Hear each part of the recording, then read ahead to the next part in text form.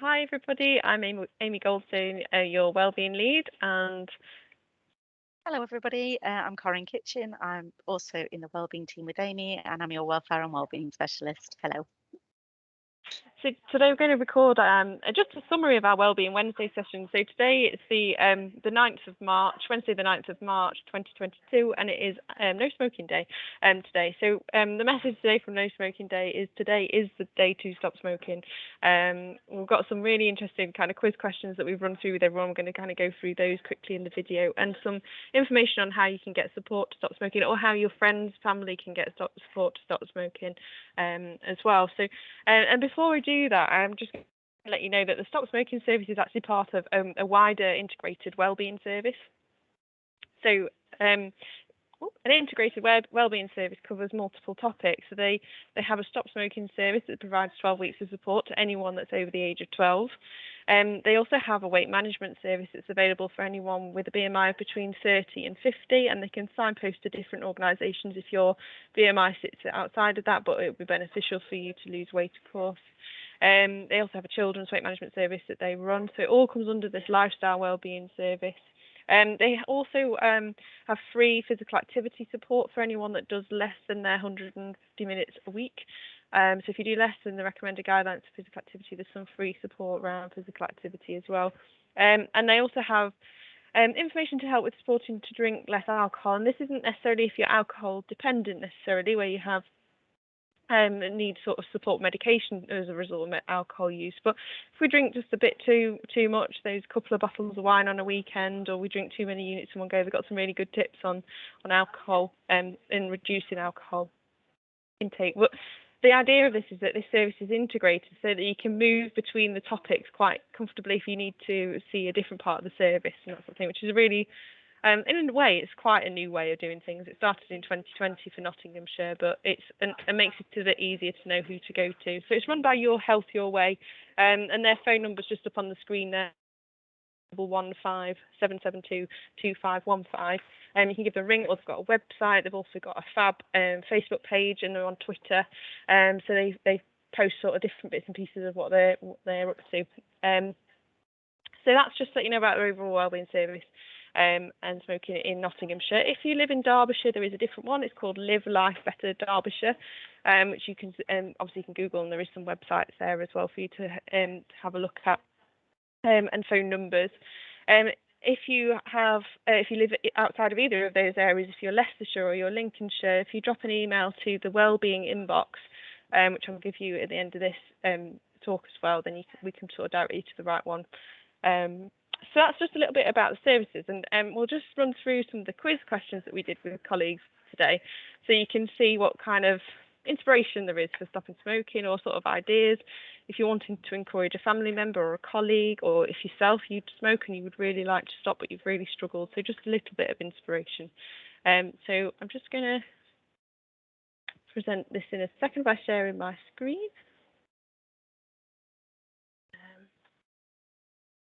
Here we go. There. So if I present this, I'm hoping this stays on the same slide so you can see that. Karen, can everyone see that on the film, on the video? Yes, yeah. It's perfect. Thank you. Brilliant. So we asked everyone what percentage of people they thought smoked in Nottinghamshire, and the answer is actually 14.4%. Karen, what were your thoughts on this? Is this more or less than you thought? You know what? I actually thought it was a little bit higher than expected, but I'm not I'm not au fait with this area. I think my instinct was to go for the middle one. Yeah. We had a very interesting conversation, didn't we, with all the members that joined us and with Rachel. Correct me if my memory is not serving me right. Did she say the national average was around 13%? Yes, so we are a little Yeah. bit higher, but I think it's always very interesting looking at statistics, isn't it? Because actually within that, Rachel shared that actually within the area of Nottinghamshire, it was in certain pockets. So actually one area was a lot lower, and then one area was higher. So your average is going to vary. But yeah, very interesting statistic. Yeah. So yeah, in some areas it was up to 24%, I think, in Mansfield, so which is really close on our doorstep. So it can be higher in different areas, definitely. But yeah, just sort of, it was just an interesting starter really to see how people thought. And I suppose the positive way to look at this is actually that we have just over 85% of people that don't smoke in Nottinghamshire, and that's really positive. You know, we do have a lot of non-smokers as well, but we'd like to obviously help support people to become non-smokers lifelong. So next question we asked was, to remind myself, how many attempts to stop smoking do smokers typically make before they successfully quit? So 10 was the number that Rachel quoted today. And Rachel was one from the Stop Smoking service, and she joined us. She just couldn't join us for this bit of filming. But she said she's also read some research recently that says that some people take up to 30 times to stop smoking successfully. And I think the message from that really is don't give up, giving up. And today could be the day that it makes a difference. And we talked a bit about how actually it might just be that you've learned a way that it didn't work for you. If you've managed to stop before and it's not lasted longer than you'd like, as long as you'd like it to, that actually there might just be another bit of support, another product that you might need to use that could help you. So, so 10 attempts to successfully stop. 10. It's really it's really interesting, that statistic, isn't it, actually? Because as you say, Amy, it doesn't really matter how many times it takes either, does it? It's finding the right thing for you in the right moment for you, knowing what's out there. And we're going to touch on in a little minute about what people have found difficult and what's helped and what signposting there is. That's very interesting, actually, that it's increased from 10 to 30, actually. And I suppose situational changes and has an impact on that. Absolutely. And research shows that the majority of would actually like to stop. It's just really hard. It can be really hard to do it successfully long term. But some of the other questions we asked today as well were around the additives that can be found in cigarettes. So they're in the UK, they're legally allowed to add 600 different additives to cigarettes. And we've got another question that sort of gives an idea of what some of those might be. And this is only 600 of additives. There is actually more chemicals that are produced in cigarette that when you smoke one, when it's lit as well, which is really interesting. And some of those we'll show you in a second.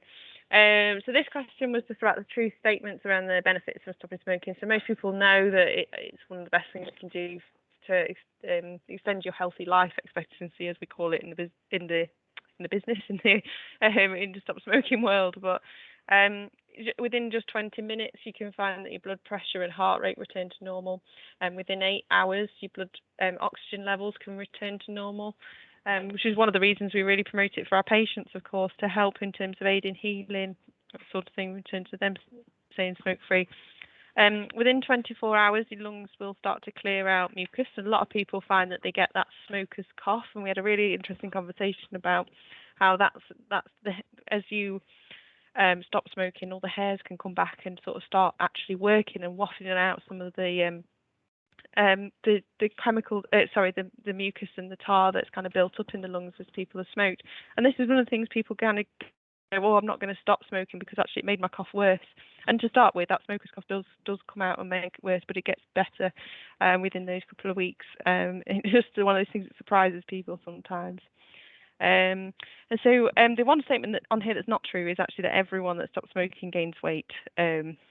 So some people do, absolutely, but this is another reason the integrated wellbeing service sort of works together. So they've got the weight management support and the stop smoking support as well, to help tackle that sort of challenge around stopping smoking. After 3 days, the bronchial tubes relax and breathing gets easier. After 1 year, your heart attack risk is half that of a non-smoker.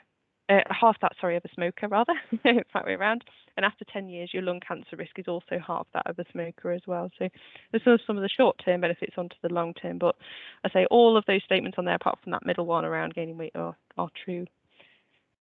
So the next question I think we asked was around the chemicals produced around stopping smoking. So what is in a cigarette? Select all that apply. So we asked people to tick which ones of these they thought applies. So there's 5 different people that sort of took part in this part of this quiz. And everyone thought that tar was in cigarettes. What we did find is actually people didn't know so much about the additives that they might put in cigarettes to make them taste a little bit better. So the vanilla and the chocolate flavors. So in fact, someone was sneaky. I'd given the answer away when they popped this in. But yeah, these are all the different chemicals that you might find in a cigarette. So ammonia, hydrogen, moisturizers, menthol, of course you might have heard of, and different sort of gases, I suppose, that can be produced as a result, are the bits that are cancer causing or kind of harmful. So just an interesting one to give some flavour of kind of things that were in a cigarette as well. So our next question went on to thinking about more about, just to let you know, this is our leaderboard. We did have a winner. We had Sam, who was a winner. Some of these people gave some false false names on here, which we asked everyone to do so they didn't feel pressured. But yes, Sam won our competition on this one. So what makes stopping smoking so challenging was our next question. And this is where everyone sort of did a bit of a deep sigh of, oh, yeah, it's not the easiest thing to do. It's possible, but it's not the easiest thing to do. So we talked about how it's a coping mechanism. People use it as a bit of a release or a de-stress. It's a habit. It's part of routine that people do automatically. They make themselves a cup of coffee and they light a cigarette. It's that almost automatic, like it is when you get in a car and you put your seatbelt on. You almost don't think about it. You just do it on autopilot. And of course, the addictive element of smoking certainly makes it challenging to stop. So the nicotine in cigarettes, of course, is addictive. But if we only had nicotine on its own, it's not necessarily harmful, but it is, because it makes it addictive to what else is in the cigarette. It is really unhelpful for us. So that was around the challenges. So we asked the next question, which was more about what makes it possible to stop, what helps people. And this was just some of the things that people came up with. So having the right support and managing cravings, and perhaps particular support from professionals. So the Stop Smoking service that I mentioned at the beginning of this film, people put on and talked as well, that we talked around this about different hobbies, fidget spinners, having a drink of water, electronic cigarettes, nicotine replacement, doing relaxation and mindfulness as well. And Corinne, did you want to add any more in that we talked about? Because we had a bit of discussion around this, didn't we, as well? Yes, I think it's finding the right thing for you, isn't it? We spoke about kind of what sometimes actually during the day when you're at work, you're busy, you don't have time to stop, and we spoke about kind of there was a couple of situations where actually in an evening is the time that you most feel that you want to smoke. That was back into what you were saying about your routine. That was when you smoke more and things that could help with that. So it's that kind of somebody's popped a fidget spinner on there, something to do with to do with your hands. Are you practical already? Have you actually always wanted to do a hobby? There's somebody I know that's um, when they were stopping smoking, is exactly what you said, Amy, in terms of actually they felt that their breathing was kind of clearing a little bit. They felt a little bit more. They had a bit more of oomph to do that hobby and go to the gym. So actually seeing that benefit physically gave them the push to kind of have a replacement, as it were, to give them a bit of a drive to continue. I think there's some just really good examples there about, we'll perhaps talk a little bit further in the presentation about your actual nicotine replacements, because there's actually quite a few to support you, and a little bit more about what Your Health Your Way can do in terms of supporting you through conversations, so you're not on your own with this as well. I think sometimes, just having that conversation and support from others as well helps. Thanks, Corinne. Yeah, it was really good conversation. So I'll just share the slide that Rachel, which is our colleague in Your Health Your Way, shared with us about the support. And this has got different products and pictures on there. So if I can select the right one.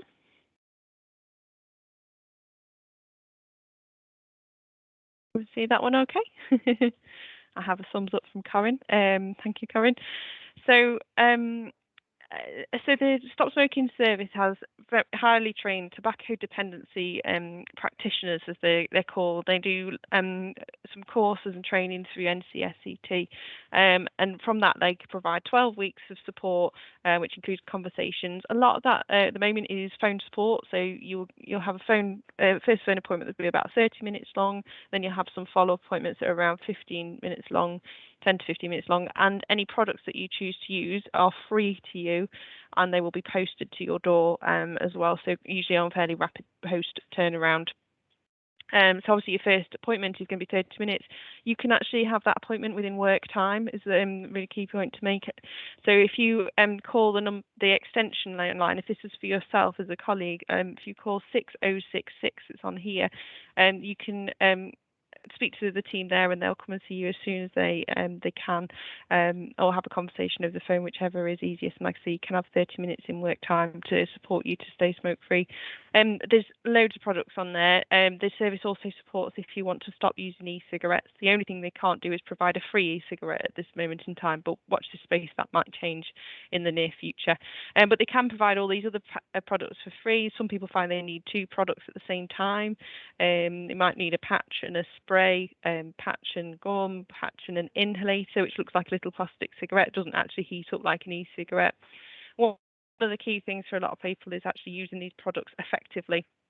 And if you use them in the right way, they're actually more useful, and they actually deliver the nicotine that you need. If you sort of use them as you might initially think to use them, they might not necessarily work. So, for example, like the chewing gum, for example, you have to chew it quite a lot, and you have to park it in the side of your mouth for it to be absorbed. So the service, I suppose, is so key to supporting you and using things that are workable for you and showing you how to use them and that sort of thing. So I would highly recommend, if it's for yourself or a friend or a colleague, that people use the service for support going forward, and you're 4 times more likely to stop if you use support and treatment like nicotine replacement therapy as well.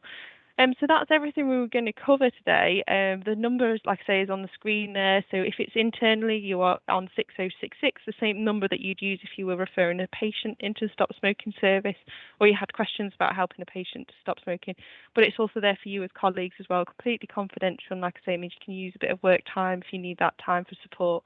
And there's their website and their Facebook pages as well. If you just search for Your Health Your Way, you'll find all those bits and pieces. So thank you so much for watching the sort of recording and the short version of our Wellbeing Wednesday, and we'll hopefully see you again with one of these soon. Thanks everybody. Brilliant. Thanks. Take care. Bye. Bye.